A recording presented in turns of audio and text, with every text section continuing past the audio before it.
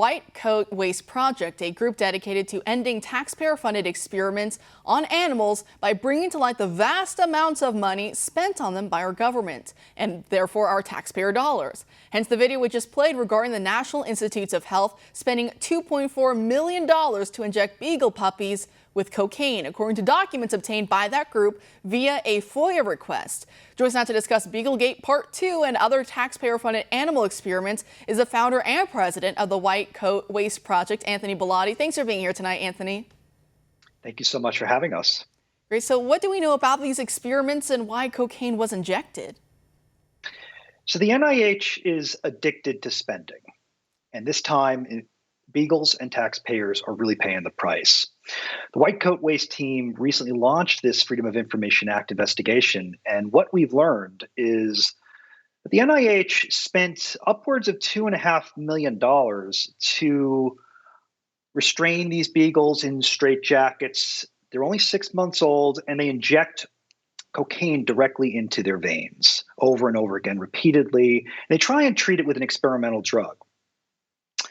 And at the end of the experiments, they're either all slaughtered or recycled into even more taxpayer-funded experiments on animals.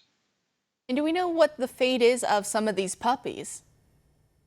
Well, we're working on that. This is part 2 of Beaglegate, as you said, it has just started. So we're still trying to determine that. At the moment, all we can determine is that they're either all killed or they're just going to be recycled, so to speak, from one lab into another government lab. So taxpayers may be paying for this all over again.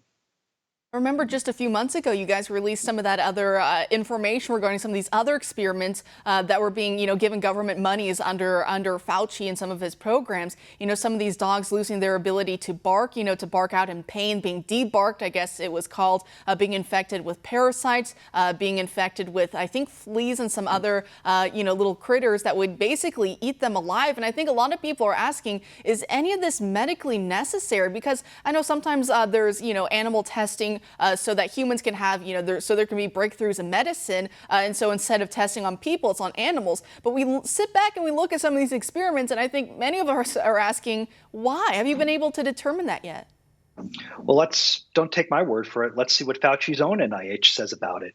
Fauci's own NIH, the government itself, says that 9 out of 10 of these breakthroughs and successes on animals ultimately fail on humans.